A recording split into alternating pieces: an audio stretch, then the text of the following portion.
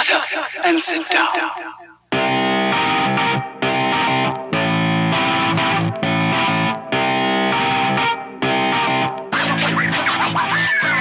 Welcome once again to the Shite Talk Podcast Show. I'm your host Mark Kearns with you on another episode of the Shite Talk Podcast Show, joined as always by Ken Riley. What's the story? How are you, Ken? Okay. Okay, that's good. I think that's all you can hope for in a level 5 pandemic lockdown is, I'm doing alright. I'm nearly there. Surviving, yeah. Yeah, I've went even past the point where I missed the pubs. I've now just forgot about what a pub is like. It was like a whole new experience to me when they reopen. Just build a pub. Build a pub out your back. Yeah. I hear that it's a new thing to do, actually. Build a pub. Build a pub, yeah. I know a guy who has a pub in his house. Is this a new thing? Is this a she-bean? No, like he did it beforehand. Like he just has like a kind of games room, and it has a bar and like a working Guinness tap. Yeah, that's good. That's all you really need is a bar and a working Guinness tap. Yeah. But especially if you're doing a pub in Ireland. Yeah, that's really all you need. Yeah. Bottle of Jameson. Well, yeah, bottle of Jameson, and then anyone else who wants to drink another than Guinness can find a different bar. Yeah. We got like a mixed bag of stories this week. I think we've everything from a wet dream to pancakes and 30 people dying in an explosion. We covered all bases this week. Yeah, we got death, destruction, pancakes. Yeah, like lunch, dinner, and dessert right there. Just start up to you. What more could you want? In what other podcast is it giving you that variety? Ask yourself that next time you're searching for a podcast. Yeah, next time you're listening to whatever other shit podcast you listen to. Yeah. Ask yourself, where is the variety in the show? And when you answer there isn't any, you go back to our podcast. And we'll welcome you. We'll welcome you back. We mightn't even know that you left. But we'll still welcome you. Yeah, we'll welcome you back. It was Pancake Tuesday yesterday. We're recording on Wednesday. So 2 days ago, if this gets out on Thursday, 3 days ago. But it was Pancake Tuesday. Yeah, let's say yesterday, because I'm not doing the whole... We were just recording this right now, and it's out as you're listening to it. Whenever this is out, we recorded it on the Wednesday. It was Pancake Tuesday yesterday. Did you have any pancakes? Did you partake in this pancake tradition of ours? I had way too many pancakes. Oh, yeah. What was your go-to for your spread on a pancake? Nutella and rashers. Nutella and rashers. Yeah, that wasn't too far off what I had. I have a question about yours. Oh yeah. Fuck, was there a kiwi? Okay. I was going to say I'll explain what I had on my pancakes. So what I had 3 large pancakes, caramel choo-choo ice cream with kiwi chopped up with the skin on, as well as 3 slides of bacon on top of that. And I spread a bit of maple syrup on it. I took a picture of it. I was like so impressed. I was like, this looks amazing. This looks like something you'd buy in a restaurant. I need to share this with the rest of the world. So I stuck up on Instagram. I've never faced so much backlash. Was it the kiwi that got everyone? Yeah, do you know what? It differed. First of all, it was the bacon on ice cream. People were horrified with. Yeah, I don't have an issue with that. Yeah, I didn't even think it was weird. And then it was kiwi. Then it was the fact that the kiwi has skin on it, to the point where one of my friends sent me a picture as in protest to me having kiwi with skin on, because I said there was more fibre in it. He took off the skin off a blueberry. I was like, oh, look at it, there's no fibre on this.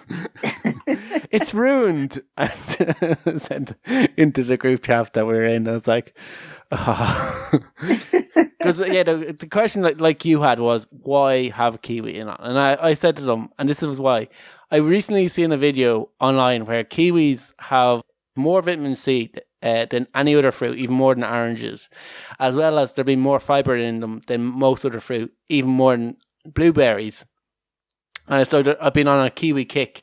So I thought to decorate up the plate, I'd have like a bit of green with the rashers and pancakes would look aesthetically pleasing while giving me that boost of vitamin C with my pancakes. And boy, was I wrong. Boy, was everybody thrown by that. Even people who were like relatively healthy, they were like, kiwis were a bit of an odd choice there, Mark. Yeah, kiwi was that was the bit that got me now. I was like, the texture of the kiwi with the skin on it, like, just adds to the flavour. And then my friends were sending me pictures of hairy bugs and go, oh, you should try this next. Yeah, I think a lot of them were thrown by the furry bit of the kiwi and me eating it. No, it wouldn't be for you. But like, if I didn't have the kiwi, like if I served that up to you, you'd probably just take the kiwi off and everything else was normal. Probably, yeah. Just take the kiwi off and the rest of it would be fine. Yeah, like literally near every part of that, people were so horrified by. It was just a kiwi that got me now.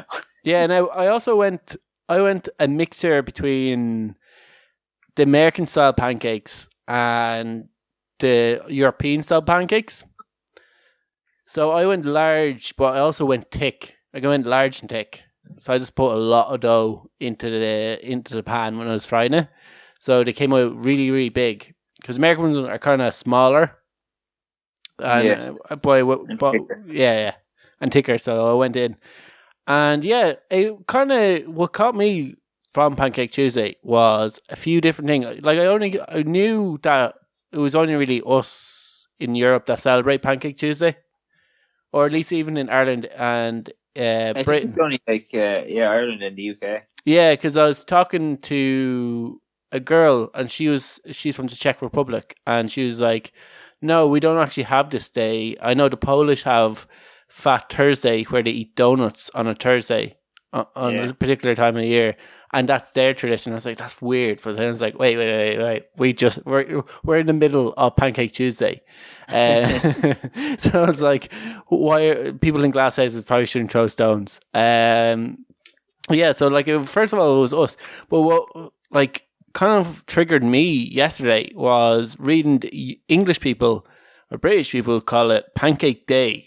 And I will not stand for Pancake Day. I don't know what the fuck Pancake Day, but it isn't Pancake Tuesday. And no way should you drop the Tuesday over Pancake Tuesday. Guess what? I celebrate every day on a fucking Tuesday. It's always a Tuesday. Yeah, it's always a Tuesday. Like, it's always the day before Ash Wednesday. And you know what? That's the thing that triggers me the most. They still call Ash Wednesday Ash Wednesday. And Ash Wednesday to them isn't Ash Day. Like, the follow-up logic was, if you're going to have a day of pancakes on a Tuesday that follows your Ash Wednesday, surely that would be called Pancake Tuesday. Yeah, well, or Shrove Tuesday, that's what its real name is. Oh, its real name? Yeah, Catholic Church. Okay, Shrove Tuesday, but the nickname to Shrove Tuesday is Pancake Tuesday. Yeah. Interestingly enough, I think like Mardi Gras is celebrated around the same time, and it's meant to be roughly celebrating the same thing. Oh, it's Pancake Tuesday. Yeah, it's whatever Shrove Tuesday is meant to be celebrating, whatever the religious ceremony is. I know it's the start of Lent. That's what it signals, and it's meant to be like use up all your lush foods or something like that, and that I think it is meant to be like a time of fasting for Catholics or Christians, and then turn into give up something. Yeah, and all this nonsense. Yeah. So, I don't know, were you horrified by the word term, or is it just me that did Pancake Day kind of trigger you? Not particularly. Really? Because it fucking triggered me for something fierce. Like, more than, like, I actually think it's rational. It could be the lockdown. It could be the lockdown. I think the lockdowns make me trigger more easily. I'm becoming more triggerable as this lockdown goes on.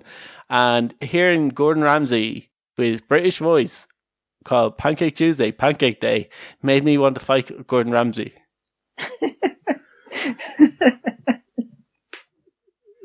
So I don't know what it was about. I know Americans where they're confused by all these British people and Gordon Ramsay talking about this day that they've never heard of. And I am surprised that Americans do not celebrate Pancake Tuesday. I'm surprised that they've never heard of it. Yeah, it would meant to like Irish who live over in America, like Halloween caught on. Yeah, and even like the amount of like just Catholics in America, Yeah, or even Christians. It's a very Christian country. and they've never heard of Pancake Tuesday. I don't know why they don't. I don't know if, like I said, I think Mardi Gras celebrate. I don't know if that is the case. If that's what they're meant to be celebrating is whatever Mardi Gras is. Is that not only like a New Orleans thing?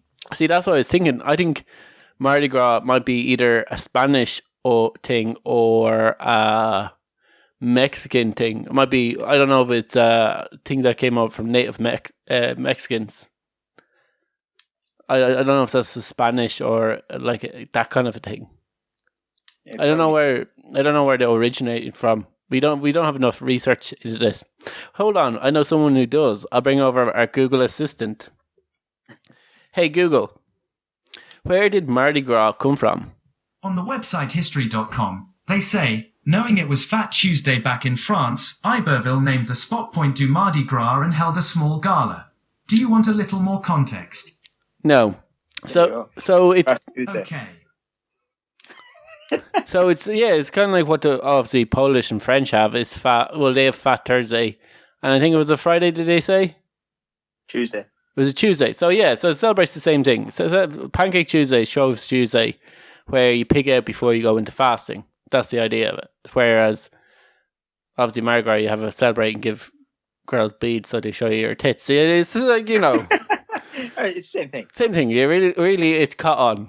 but I think maybe that's why the holiday didn't come. But it should be like, obviously Americans were like online were like, why am I only hearing about this now? I feel cheated. So I don't know if now that it's now more ready available, the fact that they now know it's like on a Tuesday before Ash Wednesday, which they probably only hear about now, is a day where you eat pancakes. Except they'll probably coin the British term Pancake Day, which like I hope they don't. Hopefully this podcast catches on and people listen to this podcast and call it by its proper name. Pancakes are like kind of a thing though in America. Like people eat pancakes just randomly in America. Yeah, like they don't need a day just to eat pancakes. You go into most diners, you'll see a person eating pancakes. And it's the same in like most of Europe. Like people just eat pancakes willy nilly. Yeah. You get anytime I remember when I was at Croatia, there was always a pancake stand, or there's always like you can always usually get them readily available. And there used to be like a pancake restaurant in Dublin. Was there? Yeah, you could sit down. It was like Half Moon. It was called before it shut down. It was in Temple Bar. Ah. Yeah, I remember before I got tattooed. Before I get tattooed, I'd go there, get pancakes, get like all my sugars, carbs in before going in to get tattooed. It was always a pretty good treat before. Yeah, I used to have a fry. Yeah, fry is pretty good. I always heard sugar is it's good for the pain, and that's why I just did it. Yeah, I used to have a fry, and I'd bring head with sweets with me. Yeah, sweet. I think that's what most people do is they just like tell you to load up on sugar. Yeah. So yeah. Yeah, I wonder why Americans do them thicker than us, though. That's the one thing. That's the other thing that they were triggered by, where was after Gordon Ramsay, because he did a video, and I think that's what caught on. He has a quite big following in the US. When he posted that online, the video of how to make the perfect pancake, he was showing how to, like, for it to stop it sticking to the pan, how to do the perfect flip. And I think that's what triggered it. A lot of Americans even more was the thinness of the pancakes. Like that's what most of the frustration was. Like, what the hell is that? Why are you putting lemon and sugar on it? I think it's because they call what we call pancakes, they call crepes. Yeah, see, that's actually that's a misunderstanding. See, crepe is just a French for pancake. So if you Google what is the English for or what's French for pancake, you'll get crepe. And like that'd be like saying I don't think the Irish is can cook or something like that, or definitely mispronounce that for pancake. Definitely mispronounced that, Mark. And it's CANCOG, can cook. Ask Google. No, they don't, even if, because I am learning Irish and so well, and anytime you search into an Irish word, they'll give you the Irish translation, but they won't give you you'll have to go into a different website in order to get the actual person to speak it. So that's kind of a bit of pain. I think it's Cancog. Pancog. Pancog. Oh yeah, not Cancog. Pancog. Yeah. Damn. I must have auto-corrected because I did type it down here and auto-corrected the P to C for some reason. All right. Moving on from my horrible attempts at the Irish language to Matthew McConaughey's Wet Dream. Yeah, what's this about? Okay, so Matthew McConaughey was once inspired to travel the world after having a wet dream. As you do. Yeah, this obviously was such a powerful wet dream because he acted on the wet dream itself. And this happened basically, he ended up traveling around South Africa and South America because this all happened in about 1996. So he was near his, I wouldn't say his peak, but he was I think Texas Chainsaw Massacre came out, which he was in. And there's a few other pretty big films around 1995, 1996 that he would have starred in. So it wasn't like he was an up-and-comer actor at this. He was he would have been pretty well known as an actor. Yeah. In around 1996. And basically what he said was, in the dream, he was seeing himself floating downstream on his back down the river of the Amazon, wrapped up by a python. So he's wrapped up by two snakes, surrounded by tribesmen either side of them and sharks. As far as the eyes could see, you could just see tribesmen, African tribesmen, lying shoulder to shoulder. And he felt so at peace there that he decided, I have to go to Africa. So, yeah, so one thing you might have got from that story was the word Amazon and tribesmen. Well, tribesmen. Well, the Amazon River is not in Africa. So when he woke up, this took him about 2 hours because he got an atlas, and he searched for the Amazon River. Where was the Amazon River in Africa? Couldn't find it, and realized that it was in fact in South America. So he decided that, okay, obviously what he thought was African tribesmen or South American tribesmen, so he took a trip to Peru. Oh, as you do. Yeah, so he basically said that the dream was so powerful that he felt it was a spiritual awakening that he had to go. So he went for 22 days. Didn't really say much about his experience in Peru, but came back and then 3 years later had another wet dream, the same wet dream of the Africans. He's having these wet dreams over tribesmen. you know that there's a skit recently done in America where they had these 30-something women talking about why you should holiday in Africa, and all they had was tribesmen, and there's coconuts, really big coconuts, and tribesmen. That was basically what his dream was that skit was. He's just seen tribesmen and big coconuts. and really large snakes. His wet dream was tribesmen and really large snakes, and he says, I must go there. Went to South America because I realized the Amazon is in South America.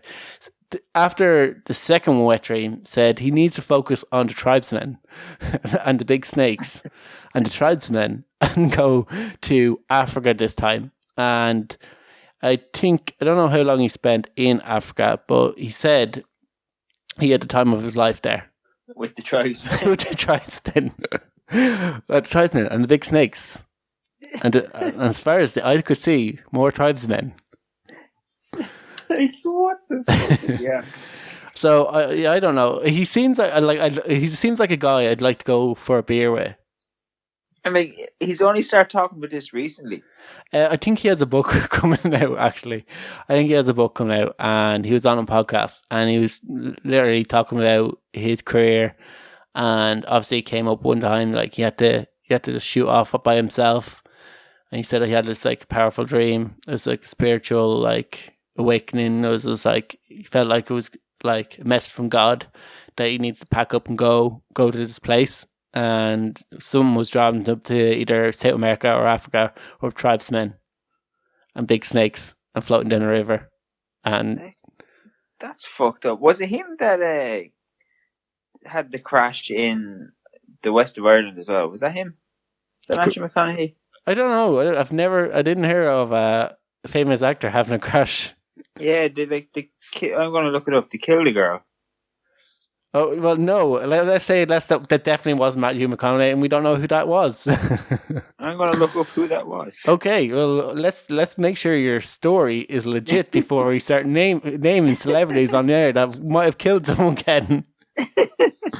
But we can safely say that Sorry, I don't understand. Yes, either do I, Google. But no, I don't think it was Matthew McConaughey. I think he was briefly in Ireland, but like I don't know if he was driving any motorized vehicles at the time. No, it was Matthew Broderick. All right, and he didn't kill anybody, and we have no idea if he did or who that person was. But like moving on from murder, have you ever had any dreams that you woke up that were so powerful that when you woke up you're like, I need to act on this?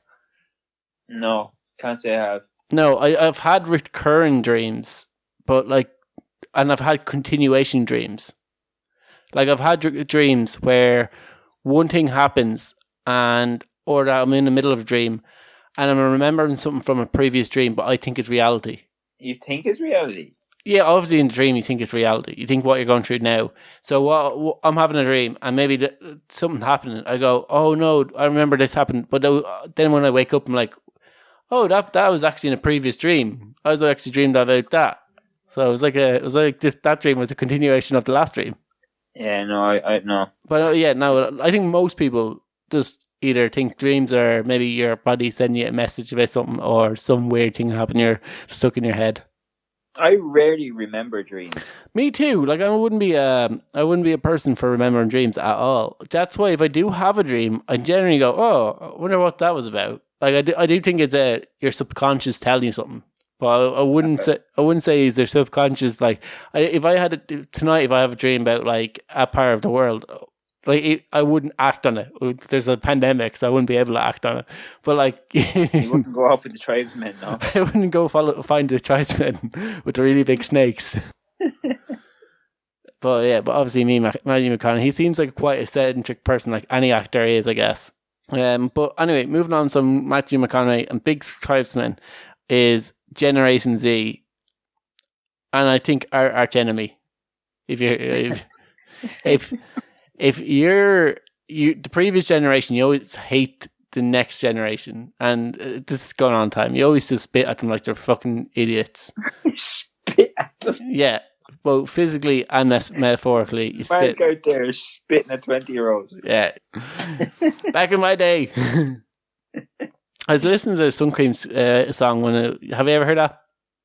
What song? The Sun Cream song. He dishes out a load of Life of Ice. Like one thing he says, like always use sun cream. The research on sun cream is that it's good for you, and that's his go back line. It's like sun cream, but you could dish out like advice like politicians are greedy. Kids don't respect their elders, and you're going to grow up one day and you're going to think that back in my day we respected our elders and politicians were noble. But it's like it's always anytime I hear about that, think about the next generation, I always think of that song for that line. Anyway, little fucking brain fart there. Anyway, Generation Z have hit the headlines, and I love how this article shaped this as Generation Z have a committee. And they get together once a week to talk about what emojis and what words they use.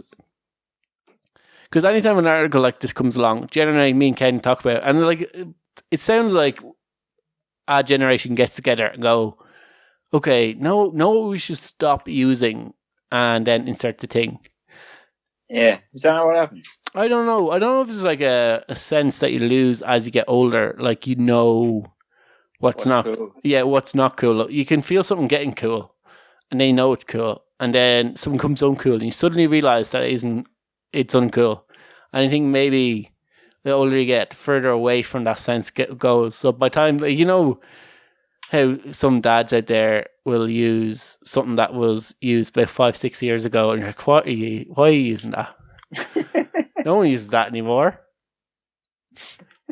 I just think this might be a sign that me and you are getting towards that level of where we are, where uncool dads. Where 20-year-olds are going to be like, why is he using this? Do you want to know what this is? What Generation Z has decided is uncool? Go on. It is the laughing, crying emoji.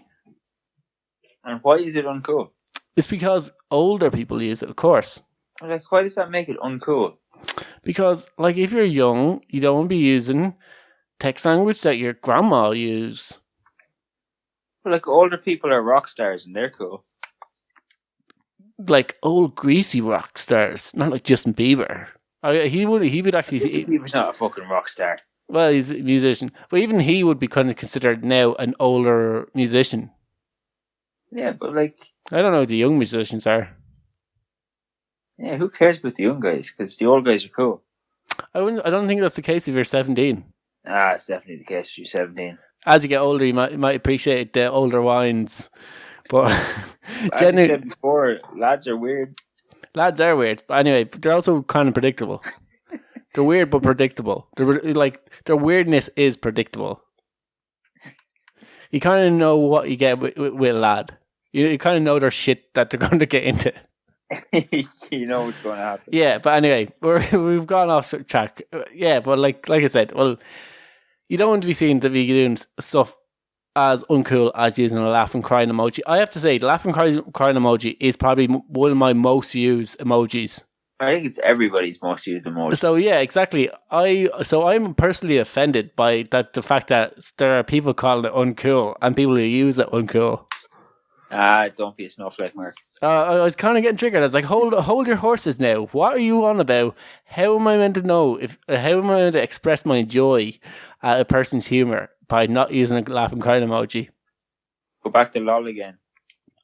Actually, LOL is acceptable. So they went through like, okay, this happened.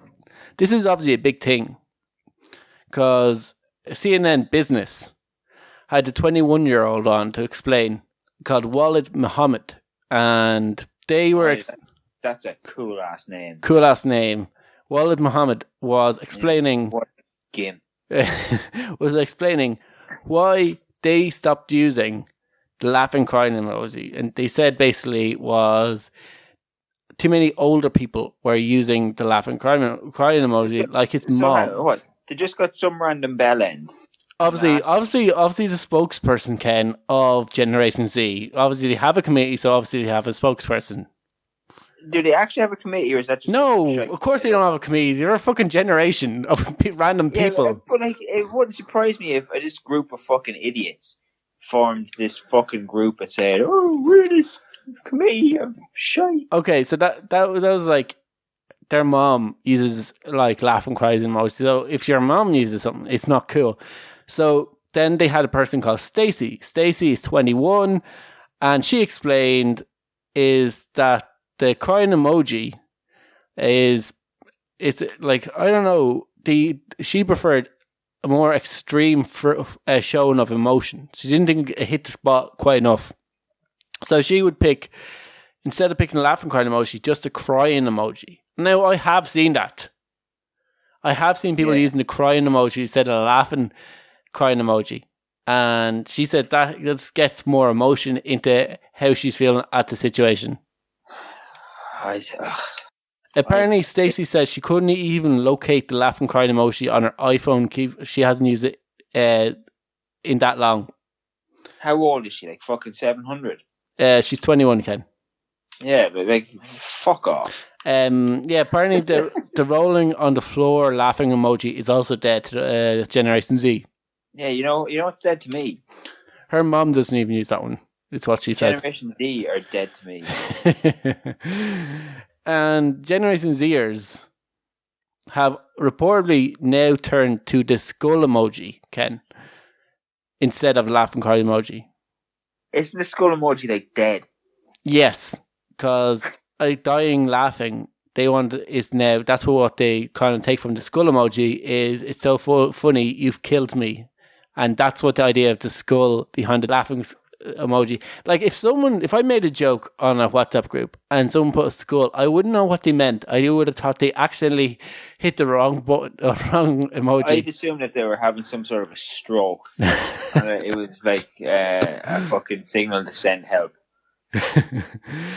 I'll give you the kind of ones that you can use that you might recognize. So lol is still acceptable. So you can still put lol, or LMAO is also acceptable. Oh, fuck off! Like that's from like back when I was in first year. But your mum doesn't use it, and that's the key. So the fact maybe she does. The fact that I've heard older people going lol. Yeah, like what the fuck off. But yeah, apparently lol is LMAO is acceptable. But if you put a laughing crying emoji, you're uncool, as apparently to the Generation Z. Some prick with a stupid name told you that. Two pricks with two stupid names told us that. Yeah, some fucking cunt named after an inanimate object. That's if you're the spawn of a generation like ours that call your kids after fucking inanimate objects, fuck off. Well, do you know what? Xavier was another person that threw his 2 cents in. Xavier and Martin. They are 7. They are 7 years old. The one that says, basically, I don't even know where my phone is. Yeah, so you had a 17-year-old, 2 21-year-olds. Ken, this is the trimer. Before you know that you're uncool, these are the early warning signs that people are trying to get the message out. Say, stop using it now. You're going to become uncool. Is these people, and like if we keep using it, we will become uncool, like old people, which we're totally not. You become uncool, but in 20 years' time, when it becomes cool again, you're ahead of the curve. You're ahead of the curve, yeah. Yeah, it will come vintage. Like, people go, oh, God, I haven't seen that in a while. People that have been using LOL for the last 20 years and, like, in their 40s now. I think people use LOL ironically, though. I think people who still use it go, LOL. Yeah, but like I said, when you're younger, you kind of you have it like almost 6 cents. Like there was a time. You know what the problem is here? You know what the issue is? That the biggest concern in that cunt's life is what is cool. People are too much. It's a whole like kind of thing of fitting in. It's a survival thing. Yeah, but like fuck off. Yeah, so that's obviously hardwired to their fucking. Their survival instincts is to fit in so they don't get like thrown over like a group because we're pack animals. But anyway, there was a time in like no matter what age you are, no matter how stupid you think that person is right there, or how stupid you think people who would spend any amount of time, whether emoji is cool or not, we've all been there. Like we've all known a time, like what's up. Yeah, I didn't do that. Everyone did that at a time, and then it's like we all knew that no, you don't. I always thought that was retarded. But there's a time where you just know, like that's you don't do that anymore. Okay, we went past that, and I just think as you get older, there was probably a dad when that was going up. There was probably like 5 years after that, a dad going, "What's up?" and people are like, "What? You okay, son?" Yeah, that was. A really fucking stupid thing. Yeah. Or the Little Britain kind of quotes. Yeah, you see, I never watched it. I don't know. I hated people saying that because Little Britain flew under the radar for the first season. And then to see, I'm going to turn into that person. I used to like it before it was cool. And then people watched it and now it's uncool. So I don't watch. No, but like the first season was very neat and not a lot of people knew about. And then the second season, it blew up, and it was on ads which sold text alerts. Remember those ads? Get this, like, Guns N' Roses, Sweet Child of Mine by texting 5712222. I don't know. You know that number. Yeah.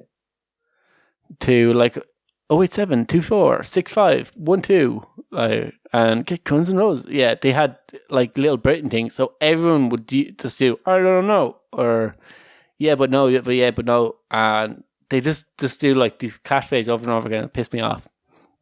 But it's like a time someone did, I don't know, people wouldn't know what they're doing. Or you know, our friends where they your fists together to say fuck off, or you put your hands behind your back and you clap your elbows together. Do that to 21-year-olds and see what they think is happening. They probably know now because Friends was cool there again. No, it was nearly cancelled because it was like there wasn't enough. Cool before it got nearly cancelled because it was fucking too non-diverse. Yeah, it was cool there for a while. Oh yeah, well it's still like I think there's an audience that would still watch like Friends if it was on TV. Like even when it was on Netflix, I used to watch it. It was just like if you wanted something to watch, it was just that program you watch. Like I don't know, fucking young people annoy me. Do you know when I seen this story, I was like, I'm going to do this story because I know Ken will get triggered by it. I know. That's another thing that annoys me, actually. What, they were triggered? Yeah. do you know where that comes from? Autism, isn't it? Yeah. That's why I know it's us. That's why he's triggered. And I knew talking about what people think is cool or what Generation Z. Well, anything that comes up that people are telling you what to do, Ken is going to have a harsh reaction to. Yeah, I'm going to have an issue with that. Yeah, exactly. You probably would then like to have your one's condition then, where she doesn't know people around her or what her life is actually like. This is a story that you found about a girl who, and I was half listening to this, that doesn't. that was a great segue. Yeah. Okay, the segue dropped that time. I dropped the ball in that segue. Yeah, drop the ball there. Right, so there's this woman, I have no idea what fucking country it's in. She's somewhere in the world. And she decided she wanted to uncover her DNA or her ancestry. So she took one of those ancestry tests. She took the swab of fucking spit and put it into the little thing and fucked it off. And the information that she gave, like they asked for, basic information, your name, where you were born, your parents' names, and your date of birth, and all that shit. And she got back a surprise result, Mark. Oh yeah? Yeah, she got back a result that basically said this person does not exist. There's no record of this birth ever happening. Well, I thought that ancestry is like this tracks your family, so they show you that what people, if you spit in that tube, they check for your DNA and they look at your DNA strand and see whose DNA strand matches yours, and then finds like people with similar DNA strands to yours around the world. So not only would she not exist, her family wouldn't have existed. Yeah, apparently they have access to. She is an alien. They have access to birth records, so they found no actual record of like her being born. So this obviously like freaked her out a little bit. So she went and she dug a little bit deeper, and she went to her parents' house, and she tried to find her birth cert, which she could not find, and instead she found a medical record of her very first vaccination. Yeah. So her very first vaccination said she was 18 months old and she was vaccinated in July 1997. This is where the kicker comes in, because her parents always told her that her birthday was in May 1998. Like, you think, was she an only child at this stage? I don't know. All right, well, even you say, like, the whole idea of a childbirth is something that you might stick in your head, that you know the year that it happened. Yeah. I know what my parents can be, like, if we ask, they can be a bit hazy, like, fluctuates between 1 or 2 years. But they like, that's because there's 5 of us. So like, I'm sure if she was the only child, maybe it'd be more of a significant thing. But the fact that they were off by 3 years? Yeah, like it would make her. So they told her she was born in May 1998, but going back from the vaccination record, it would mean that she was born November 1995. So like it's a good fucking 3 years difference. Yeah, like you'd have to change your birthday. Yeah. So what did she find that like? Was she able to then go back and just put in a different date of birth? She's just like she doesn't know what to do. She's just like basically asking people for help. Like what the fuck? All right. Do I do now? Well, you can go on to like the state keeps records of all children, so you can find your birth records online once you know your name and your surname and your date of birth. She doesn't know her date of birth. Yeah, well, even if your parents would have, or even censuses. There's definitely websites, and there's actually historians that you can ring that'll do your family tree for you. I know she only has to find one person in her family, and that's her. And generally, what like they'll do is they'll say, "Okay, ask people close to you," because I've tried to do this, and I've I kind of given up, and I was like, I got as far as my nana could remember, and she goes, "Oh yeah, so it's Thomas." And then I didn't do any more research. I was like, there's a Thomas either in Wexford or Wicklow, and I was like, I don't know where it is. Yeah, my cousin done all this. Yeah. Just have very. It seems like a little bit of effort. It's a lot of effort. I expect it's easy enough if you go through if you want to do it. Just go onto the ancestry sites, pay for what you can, and you get more resources. If you try to do it for free or go through the free routes, it's that much harder. The spin the ball I don't know if they'll tell you immediate family near you, but they'll tell you like, oh, you have a bit of Canadian in you. So I think that's what the spit and tube ones are.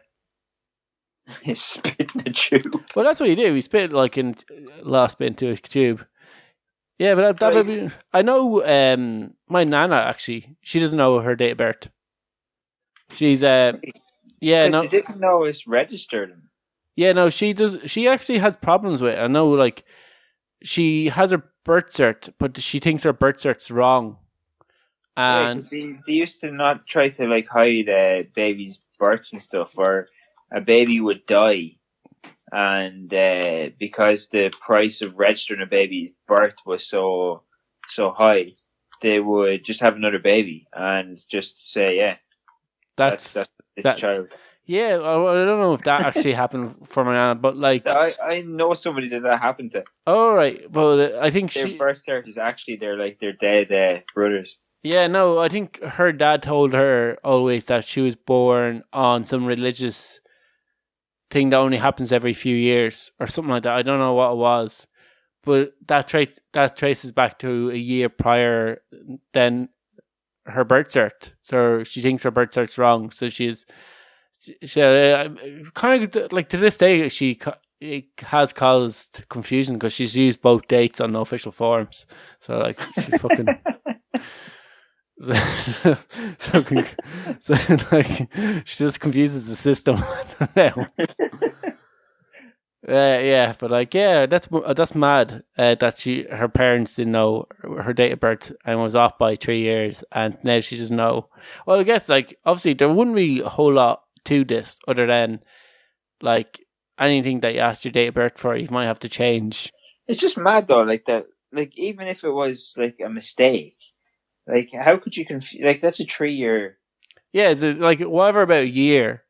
You might forgive a person for being 2 years either way, but 3 years, 3 years is a bit much. Could you confuse a 3-year-old for a newborn? Well, yeah. Well, imagine she's now 20 something, so it happened 25 years ago. So imagine if she was let's say 15, 20. And she asked, what age am I to her parents? Her parents would be like, you are, I can't remember the year because I subtracting 20 from. Yeah, but like, when. Well, like when you start learning your birth date when you're fairly young. Yeah, exactly. Like you think by 10, like it's easy enough to go, that baby's been around 10 years. Like, yeah, it seems like the fact that she's always told it was this would have mean that they're wrong by 3 years the whole time. All the time.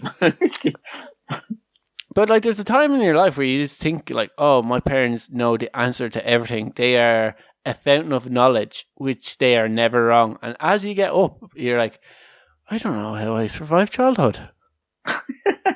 These raised me? Like, you kind of go, oh, Jesus. Okay. Thank fuck for that. So we got all limbs. But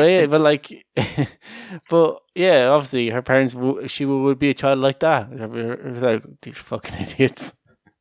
I don't know. I just don't understand how that works.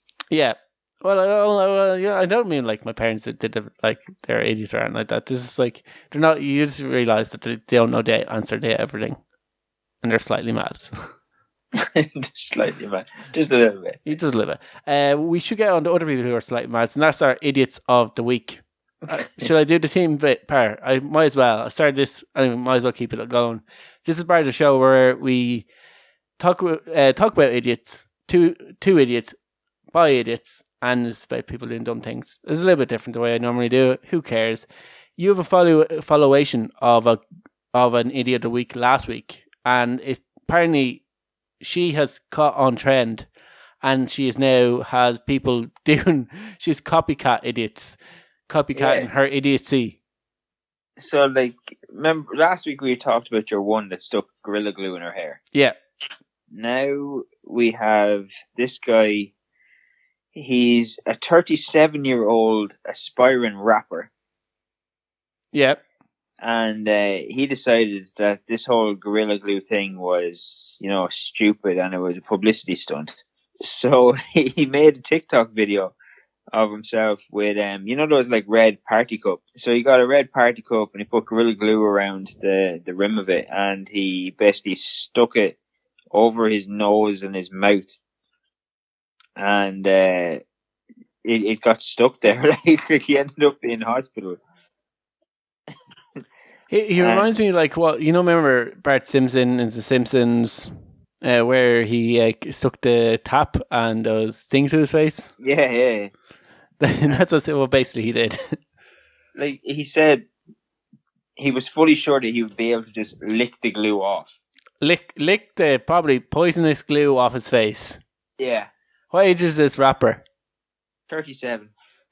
37. He's no longer expiring at. He's expiring at 37. That was a good one. I thought you have lost. You're never going to be successful. I'm joking. I shouldn't say that. But more than likely, it should also be pointed out. The woman from last week. Yeah. The Gorilla Glue. Do you know how old she is? 38.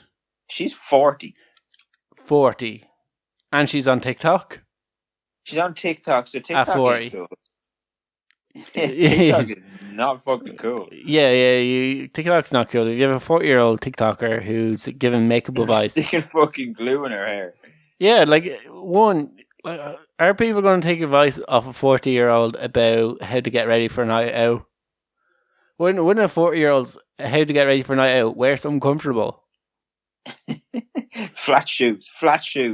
Warm jacket, nice warm jacket with a long skirt. Don't go out. yeah. Get ready, get unchanged, sit on the couch and watch X Factor. Watch Coronation Street.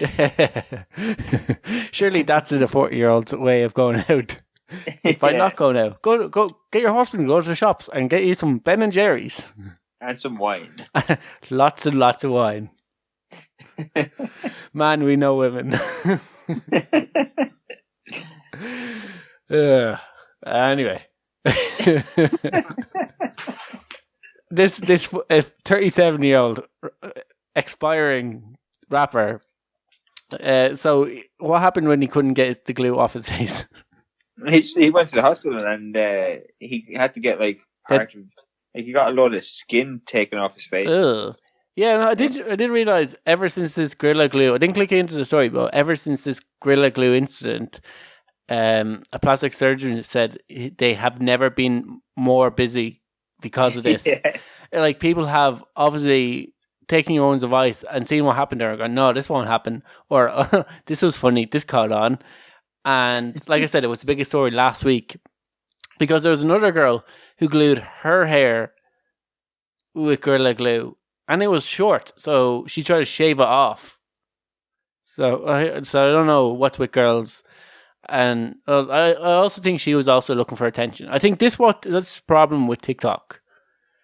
People look for attention. Well, yeah, like you have people who will do things because they think it's amusing, funny, and they want to share the rest of the world. But you also think people who like they don't know what else to do or how to get attention. They don't have a skill of any other, so they use stuff like this where they use like really high powerful glue and like end up getting themselves into like stupid situations. Yeah. So they're morons. See, yeah, they just think I need that attention. I guarantee the next story, the people after this ordeal will not want to have any attention. Probably want a little bit of time away from each other. How do you like that for a fucking segue? That was a good one. That was a good segue. And I am, of course, talking about Alexander and his girlfriend, Victoria. They're from the UK, Ken. And on Valentine's Day, they did something very, I don't know, romantic. I think it's kind of stupid. They chained themselves to each other. Yeah. And they're going to do this for 30 days. So they're going to live chained together for 30 days. And how did that end? So, well, we don't know. If it was only happened Valentine's Day, they only started on Valentine's Day. Yeah, the Valentine's Day was the start of this challenge. Only one of them's going to survive. They're talking to Alexander, and he was like saying, "We're going for the record." That's the reason why they're doing it. I don't know if there was a previous record. I'd love to know what happened to that couple and which one of them survived. Yeah, that's a strange thing to want a record for. Yeah, I'm doing it because I want a record. Yeah, that's how she talked him into this. Yeah. Oh, there's a lovely record. Imagine being in history for the little people who chained. He's like, yeah. Always wanted a record. What is the current record? Current record is 15 days. And then one mysteriously went missing. No one knows what happened to her. Let me see if we can find it. Imagine this, what Google was. We have our Google bot for. But you go do the manual way, okay? Yeah, you use Google there, see if you can find it quicker than I can. Hey Google, what was the longest a couple have stayed chained together to each other for? On the website timesnownews.com, they say, one couple has decided to chain themselves together for a duration of 3 months. 3 months? Alexander and Victoria of Ukraine decided to chain themselves together on Valentine's Day in an ultimate test of their love. To find out more, look for the link in your Google Home or Google Assistant app. No. Yeah, okay, so I got that. So it wasn't 30 days, it was 3 fucking months. Yeah, definitely. Only one of them's coming out of that light. Yeah, there's going to be one of them and the other person's arm chewed off. Yeah, like, fuck that. So I take it you and Aideen wouldn't take up this challenge. No. No, I don't think so. I don't think most sane couples, because apparently before they were like allowed to do this, the Ukrainian Office for Records, yeah, they got this guy called Zorin, that's Zorin. He was in charge of making sure that they both were mentally well enough in order to carry out this 3-month experiment. And so, like, the answer to that is no. Yeah, exactly. If a couple comes forward and say, we want to chain ourselves together because we want to make a world record, that's the first kind of canary in a coal mine right there, that they might be a little bit mentally unwell. Definitely. That's not right. Like, the chain is wrapped around both their wrists, and it's welded shut and has a seal that make sure that if it is tampered, that the seal will break, and they know that at some point they've taken off the chain. So that's how they kind of know that the couple wasn't any fuckery with the couple. What happens if they want to go for a shite? See, I love where your mind thought, because that's the first thing that I thought of when I heard this story was, what if one of them wants to take a shit? Yeah. I don't think that any relationship could ever last with another one seeing the shit or the smell of shit. Whatever it's seeing is shit, but I don't think a relationship will last with a woman being forced to smell a man's shit. No. Not a hope. Especially if it's the wiping hand. The wiping hand that's tied together. Yeah, exactly. But okay, this actually came up quite early on in the chaining class, because after they chained themselves together, they were a good 3-hour taxi ride home away from their home. And they got a taxi, which I thought was a bit odd. But anyway, they went for a taxi break to a nearby cafe on their way home, which they had to obviously pick whether or not to go into the male or female toilet. They picked the female toilet in case well, of course they did. Yeah, you're not going to go into the little lad's toilet if you want to sit on that seat. Yeah, one of the things they did bring up that he said it's going to be difficult for them is they had to get special clothes made. Their clothes have zips all the way to the bottom so that they can take on and off their clothes and zip them back up, because obviously if your wrist, you won't be able to take off a jumper if your wrist is tied to someone else. Yeah. So they had to get zips in order to take off their clothes. They put up a video showing how their everyday life is, and they said that other things like going for a shower, they have to be attached together. So they said only one of them can go for a shower at the same time. I was like, if you're chained together to your significant other, I'm pretty sure you're showering together. That shouldn't be a problem. Yeah, that's a bit of an issue. That's they say. Yeah, exactly. They have to take turns in the shower. So one of them showers, gets out of the shower, and then the other hops in. But how the fuck does that even how do you wash yourself with only one fucking hand? Yeah, that would be tricky. Well, you'd imagine that you'd get your partner to help you out in that department. Surely that'd be a benefit of being changed to your significant other, at least in the short term. I just think these people are fucking idiots. Oh well, of course they're on idiots of the week. I don't know how long I'd last it changed to anybody.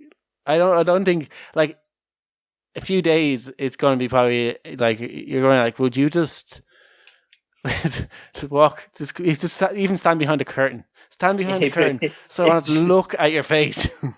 Yeah, will you just fuck off? Yeah. It's pretend you're not there. So if they lasted 3 months, they'll be the first couple to ever last 3 months together while chained to each other. If they last 3 months, they should just get fucking married.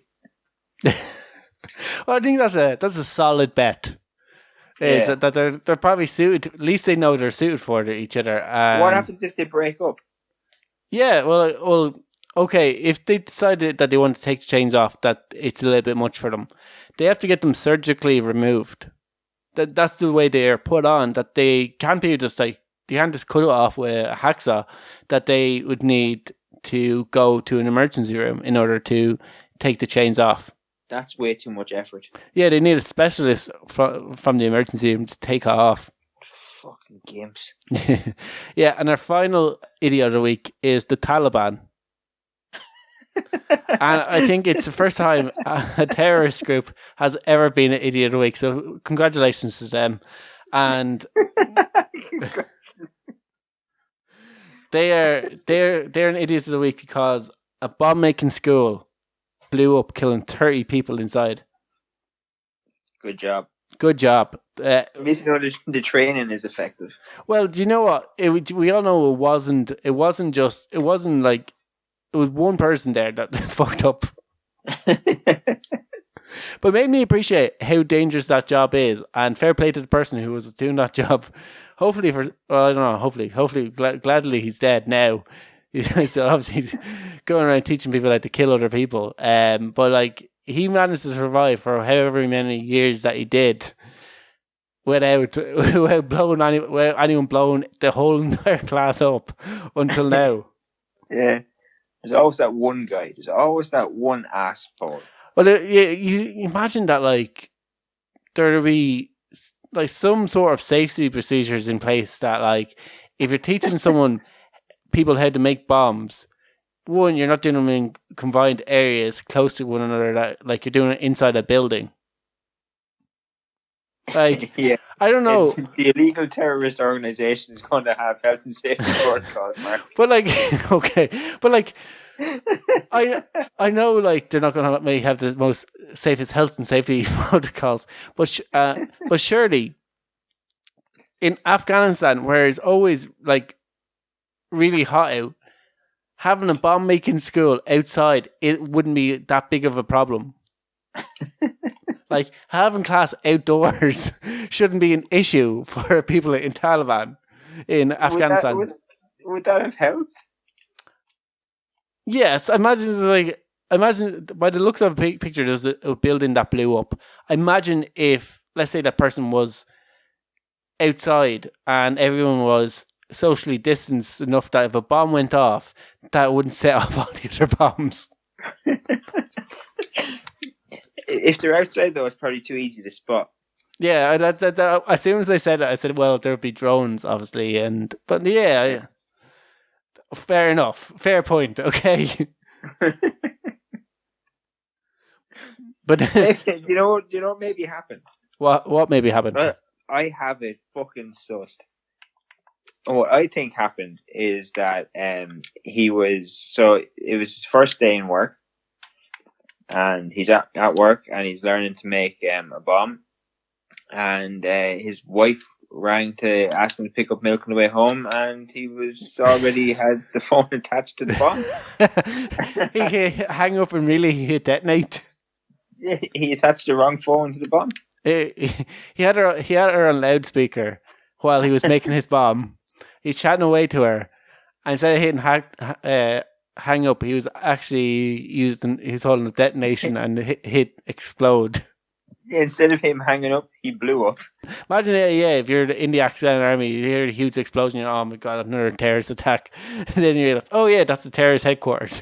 Thank fuck that exploded.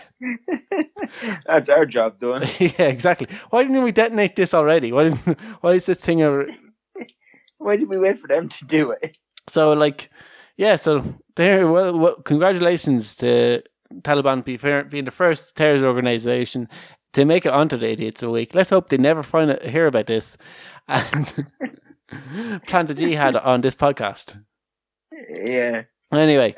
Maybe they like the Straight Talk podcast. Maybe they wanted to be on it. They were like, we need a spot on Idiots of the Week. Well, they do. Oh my god, they're actually talking about it. Oh, that's us. No. Just don't open any packages that come from Afghanistan. Or any packages for at least the next 4 months. I'm sorry, you're just going. No, they would. It's not like the bomb would make it here anyway. Now, Ken. Yo. They're clearly not that great.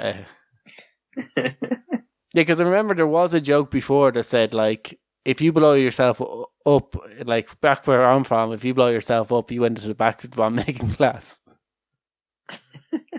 I guess that person's definitely going to the back of the bomb making class. Yeah. Definitely. Yeah. Anyway, I think we should leave it there with back at the bomb making class for our show this week. We'll be back, like I said, with more idiots, more shite, and more talk next week on the Shite Talk Podcast Show's 180th show. Hopefully. 24 of 204. And if that doesn't get you nervous and excited, I don't know what will. We are a big surprise for 204. Yeah. Yeah. Definitely has something. Skipping to 205. We're not doing 205. That's a surprise. We skipped it. Anyway, we'll be back next week with the 280th show, or 180th show. Oh, fuck's sake. Talk to you then. Good luck.